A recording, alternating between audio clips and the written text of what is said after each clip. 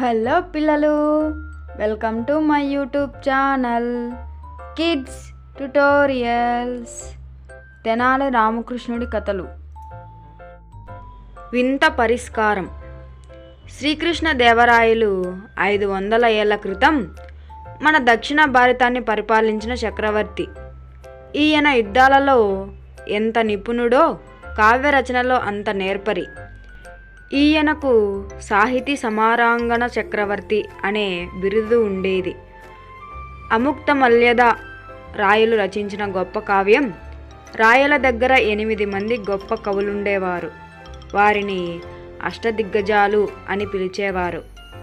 అల్లసాని పెద్దన, ముక్కుతిమ్మన, రామభద్రుడు, దూర్జటి, భట్టుమూర్తి, పింగళి శూరణ, మాదయ్యగారి మల్లన్న, తెనాలి రామకృష్ణుడు రాయల ఆస్థాన కవి దిగ్గజాలు. ఆయన సభకు భువన విజయం అని పేరు. ఒకసారి రాయల దగ్గరకు ఒక మహాపండితుడు వచ్చాడు. అతడు అనేక భాషల్లో అనర్గళంగా మాట్లాడుతున్నాడు. ఇంతకీ సమస్య ఏమిటంటే, రాయల సభలోని కవి పండితుల్లో ఎవరైనా అతని మాతృభాషను కనిపెట్టాలి. రాయలవారు తన కవి దిగ్గజాలను ఈ సమస్య విడగొట్టమని కోరాడు.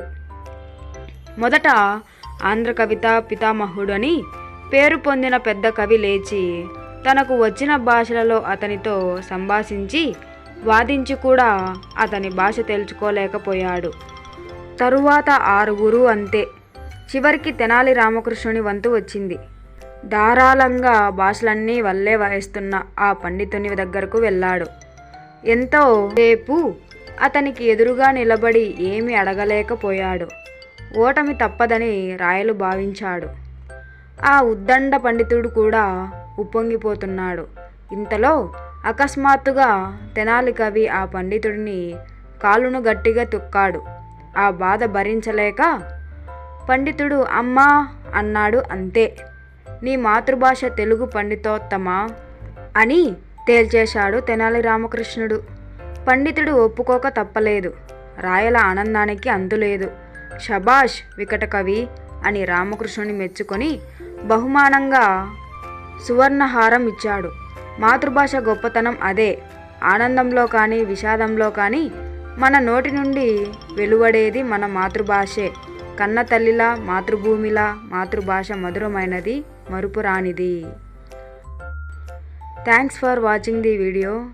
Like, share and subscribe my YouTube channel Kids Tutorials. మరిన్ని కథల కోసం మా ఛానల్ని సబ్స్క్రైబ్ చేసుకోండి.